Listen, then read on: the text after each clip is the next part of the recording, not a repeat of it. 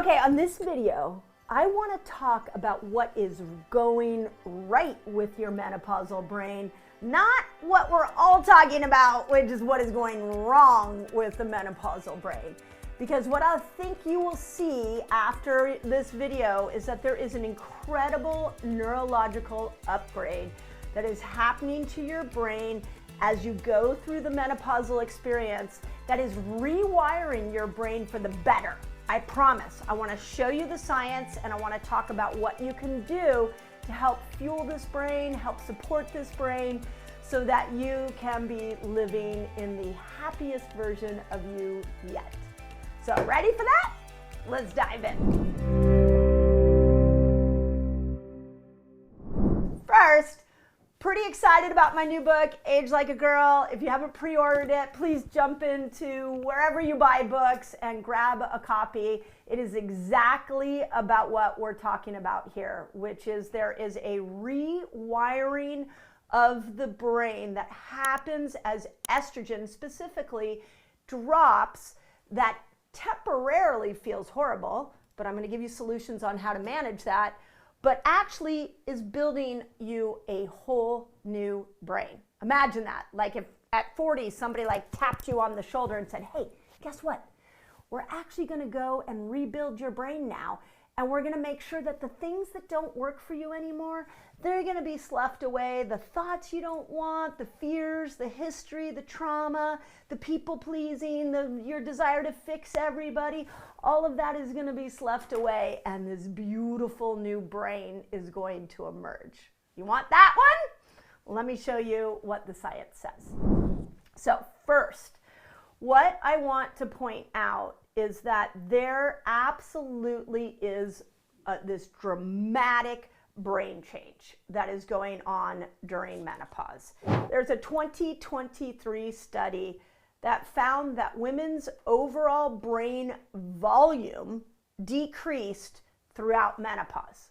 Now, if you thought more was better, I want you to continue on and listen to this, because the two biggest regions that shrink as estrogen goes down are the hippocampus, which controls memory and mood, by the way, and the prefrontal cortex, which is your logical brain, but also where your dopamine centers are. These are your reward pathways up here.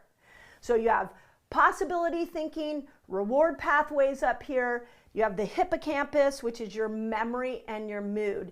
And those are the primary areas that this study found are actually starting to shrink.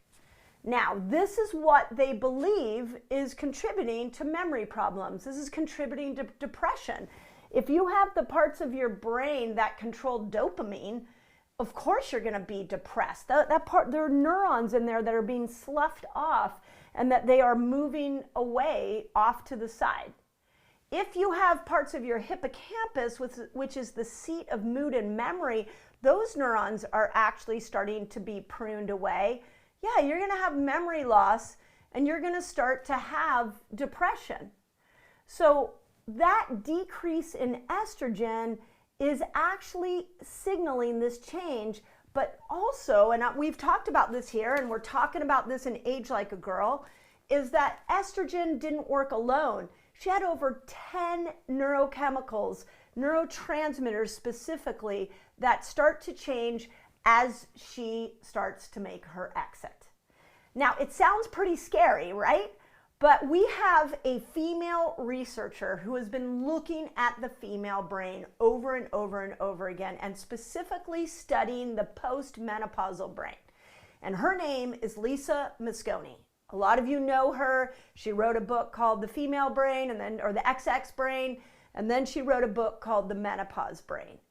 And what she discovered is that there is a reason for this pruning away of neurons. And what happens is it's like weeds in your garden. Your brain is getting rid of the neurons you no longer need anymore in order to make room for new neurons to appear that you are going to need for the next phase of your life. So you're getting rid of the old and you're making room to grow the new. So let's think of that in terms of thoughts. You're getting rid of old thoughts. You're getting rid of neurons you no longer need because your brain is preparing you for the next stage in your life, which I'll tell you what the reason is for the next stage in your life, but it's opening the brain up so that you can finally start to think new thoughts. Now, think about this. How many of us have like these old thoughts that keep reoccurring? So I'll give you an example. I'll be really transparent about myself, and I just shared this on a podcast that I did a couple hours ago. One of the things that happened to me when I was growing up is I grew up in a family of doers. Everything was a go, go, go.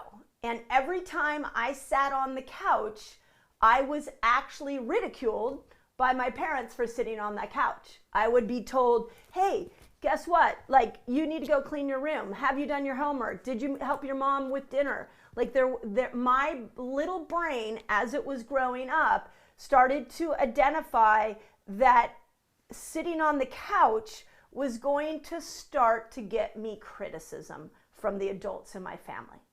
So fast forward my whole life, I wasn't really good at sitting on the couch. I hadn't been modeled rest and recovery. I had been modeled go, go, go, go. So what I started to do as I went through my menopausal experience is become aware of that old conditioning, and I knew that I had this cool brain moment where that thought could go away. I don't have to hold on to that thought anymore, and I could create a new relationship with rest and recovery, and specifically the couch, and that I didn't have to hold on to that old part of me because my brain was rewiring itself. So what Lisa brought forward in Nature magazine, which is, if you know anything about publications, not all publications are made the same, but Nature is one of the best. And what she put in this study that she published in Nature magazine, and I want to quote it so it's exactly right, and we'll leave the links in here for all the science hounds, is that she used brain imaging to track the changes in both the size and the activity in a woman's brain as they went through menopause. And what she found is that there were even more brain regions that shrink than the up here in the frontal lobe and in the hippocampus, that our amygdala starts to prune away, that's our emotional processing center, and that our thalamus, the part of the brain that is in charge of interpreting sensory information, touch, taste, hearing, and vision, went away. So there is this massive reorganization of the brain. And what Mosconi did is she followed a group of women through the whole menopausal process. This is why it's so important that we talk about what's right with menopause. Because what Lisa did is she said, yeah, there's a lot of brain regions that are shrinking. They're pruning away. But let me tell you what happens when I followed those women 10, 15, 20 years later into their postmenopausal experience. Let me tell you what the brain did. And here's what science said, is the postmenopausal woman's brain totally compensated for the loss of brain volume. And that overall, women preserved normal cognition throughout menopause. And for many of the women, they actually saw an improvement in cognition in their postmenopausal brain compared to their premenopausal brain. Now, is that the messaging we're getting right now? I don't think it is. So you had a premenopausal brain that was fueled by estrogen. Estrogen started to decline. Doesn't matter if you're on HRT or not, you still don't have the highest levels of estrogen that you had when you were 20. And the brain started to slough off the neurons so that it could make room for new neurons so that you could have better cognition in your postmenopausal years. Now, let's define cognition for a moment. Cognition is your ability not just to think, but your ability to take in new information. So you are becoming smarter as you move towards your postmenopausal years. And the study also found, Lisa's study in Nature publication, that during menopause, your brain, this transition that it's making from old brain to new brain, has something very pivotal that's going on, and something that you can actually start to change in your own life to make this transition smoother. And here's what's going on, is this brain that's rewiring itself becomes less efficient at using carbohydrates. So if you are in your premenopausal state and you are eating a high carb diet, it doesn't matter if it is the standard American diet or you're just maybe a plant-based lover and you have a lot of carbs in your day all day long, you're eating a high carb diet. As you move into those perimenopausal years and you move into that middle time of your life, you've got these neurons that are like, we're going to go away, we're going to slough away. And you've got a brain that's like, we're going to create new neurons, we're going to open up so we can have new thoughts, we can be better at learning, we can be more focused, we can have more clarity, we can speak our truth in a deeper way. But if you are experiencing brain fog, depression, anxiety, irritability, the number one thing to look at is, what is your carb intake? Now, not all carbs are made the same. So nature's carbs are always better than the processed carbs. But what Lisa taught us, and I chatted with her on the Resetter podcast about this, that we need to change our fuel source. We need to bring in another fuel source. And there are two major fuel sources for the menopause, well, for the brain, but it comes into real clear picture for the menopausal brain. There are two ways you can fuel your brain. One is through the foods you eat, and the other is through this miraculous thing called a ketone. And you make a ketone when you fast.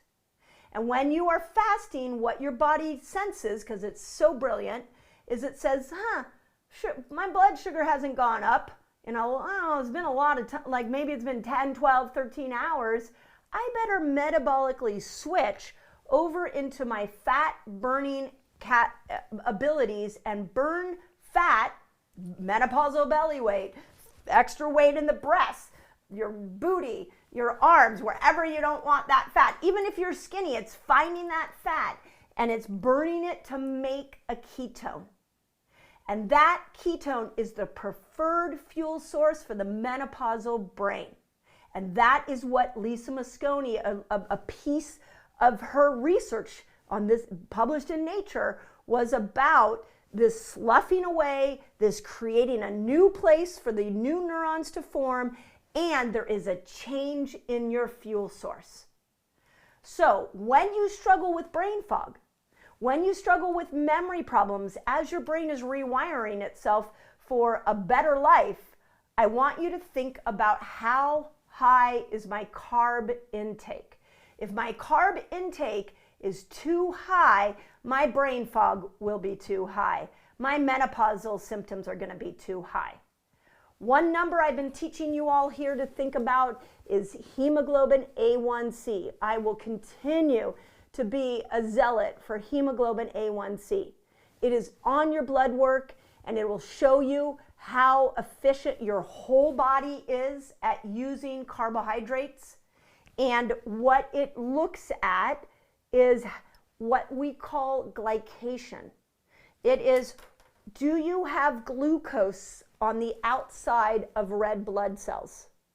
If there is a lot of sugar molecules, which is what glucose is, on the outside of red blood cells, then those red blood cells that are carrying oxygen, by the way, that's the purpose of a red blood cell, is to carry oxygen to all parts of your body, including your brain. But if you are high in carbs, you become less efficient at using those carbs. It gums up these red blood cells. And now your red blood cells cannot deliver oxygen to your brain.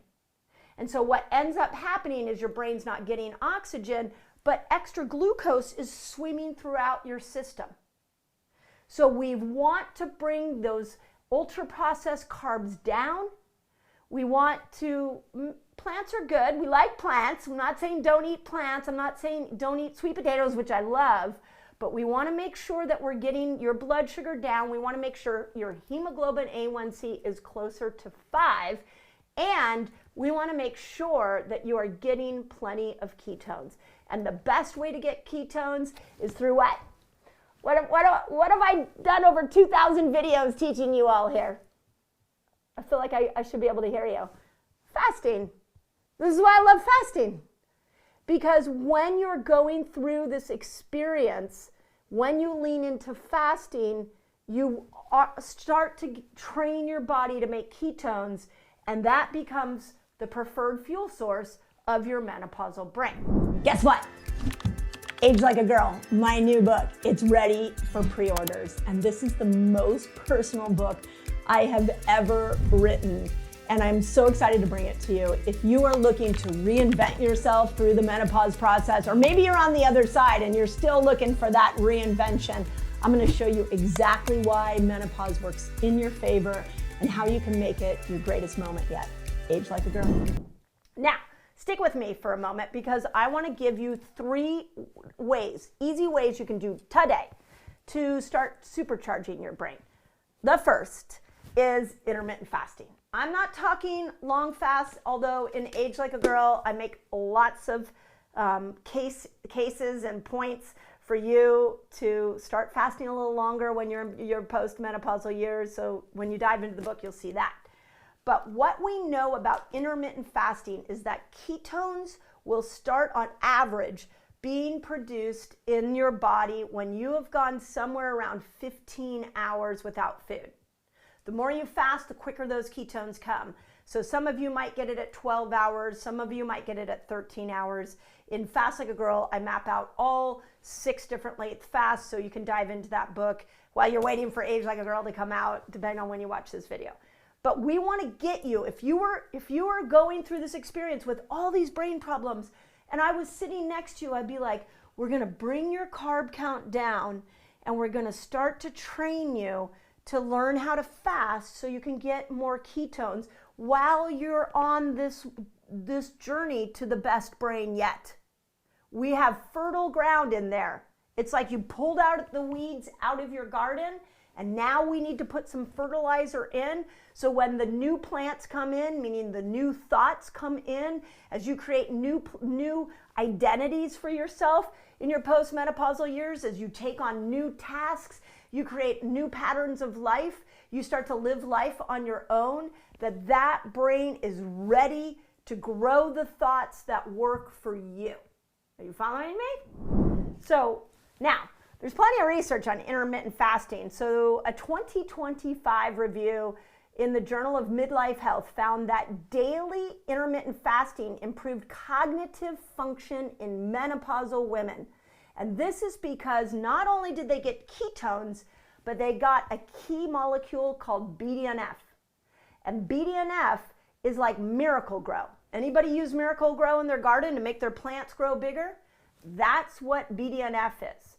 And when you start to metabolically switch and you do a daily routine, 13, 12, 13, 14, 15 hours, you can get to 15, and then you're getting ketones, and then you're getting BDNF, and that brain is coming back online. So super easy, right? And it didn't cost you any money. Okay, so intermittent fasting was one. Second one is cut back on the carbs. So I've said it 1,000 times. Please look at your carb intake. Now, if you are one of those women that you're like, get into a board meeting, or you're getting interviewed, or you're in a conversation, you're like, where are my keys? What was I gonna say? We really need to look at your carb count. So when you're bringing down your carbs, the easiest thing to do is do it in steps. So first, get off the processed carbs. Then second, go to nature's carbs. And how you know it's nature's carbs is you just look at your plate and you're like, did this come from the earth or did this come from a lab? So like potato chips, it's not like the earth is, I don't know about you, but I don't have any trees sprouting potato chips. So even though potato comes from the ground, that's great, but potato chips have to be manufactured in a lab. So we want to stick with the things that are in nature has provided for us. So in Age Like a Girl, I map out a primal menopausal diet that is built around lean meats and fish and seafood. and legumes, so though if you're plant-based, don't worry, I didn't leave you out. Vegetables, nuts, seeds, and eggs, and very specific carbohydrates like berries and tubers like sweet potatoes. So more on that when you dive into the book. So we want to bring that carb count down. Third thing is, this one's really cool. Try exogenous ketones or MCT oil. I'm going to say MCT oil would be my first go. So remember when we were all drinking buttered coffee and we were like, okay, we're going to put butter. I mean, I don't know about you all. The first time I put butter in my coffee, I was like, this feels wrong. Well, really what we were trying to do is put a fat in the coffee so it would kill hunger. But the best fat to kill hunger is MCT oil. MCT oil is a very specific type of oil that comes from coconut oil. And when you put just a tad in your coffee in your fasting window, what it does is it facilitates more ketone production and it kills hunger. So make sure that you're using, if you don't do coffee, you can put it into a cup of tea. Now, some people really love exogenous ketones. There's not a lot out there that tastes good, sorry. But if you do exogenous ketones, that's like a ketone supplement. You want to make sure that you're doing it in your fasting window because you want to facilitate the production of ketones, not just adding ketones in, and you need your blood sugar to be down. Now, what's interesting about exogenous ketones is there's a 2021 review that found that exogenous ketone supplements provide immediate energy to the brain. So the study went on to say, in fact, exogenous ketones are so effective that they've been given to people with dementia, Alzheimer's, seizure disorders, brain trauma, and other situations. So I always want to give you the free option. You could go into every day, get yourself into the 15 hours, maybe go a little farther, maybe you go 17 hours to get more ketones, or you could try some exogenous ketones. I don't have a preferred one at this moment, but I would encourage you to, again, make ketones. It's immediate. That's the most important thing. Whether you get it from an outside source or you do it for yourself, it is immediate. So, in summary, old you could handle carbs of all kinds and not get brain fog. New you, as you're going through menopause, can't handle the carbs. Old you had neurons that were focused on pleasing everybody. New you, you only want to please yourself. Old you could work 10, 15, 20 hours a day. New you maybe decides that playing a little more play, a little more fun in life is where you want to be. There is a transformation that is happening, and the brain is rewiring itself so that you can live your best life yet. And if you are in the middle of that rewiring and it feels like, let me tell you that your number one go-to is to start to get ketones and to bring that carb down, get your hemoglobin A1C close to 5, and your brain will come back online. And those of you that have been fasters in my community for a while, please put it in the comments if this is happening to you. And I dive into all of this in my new book, Age Like a Girl. Excited to get it out into the world. And most importantly, if you're in this transition, hang here with me. I don't want you to give up on yourselves. I don't want you to think that something is your fault in this process. There are a lot of lifestyle tools you can use, and I'll be teaching those. And if you're watching me on YouTube, hopefully you're watching me there, I'll be coming live to you weekly to answer your questions and dive into this deeper. So make sure you look at the community page to see when I'm coming live, because if you have questions about this, I want to make sure you get answers. But most of all, don't ever give up on yourself. You are more powerful than you've been taught. So if you love this video, you're going to want to check out this video. It's kind of the sucky part of menopause is that we get a toxic dump. So when we look at unwinding the menopausal weight, we've got to look at making you insulin sensitive and look at detox.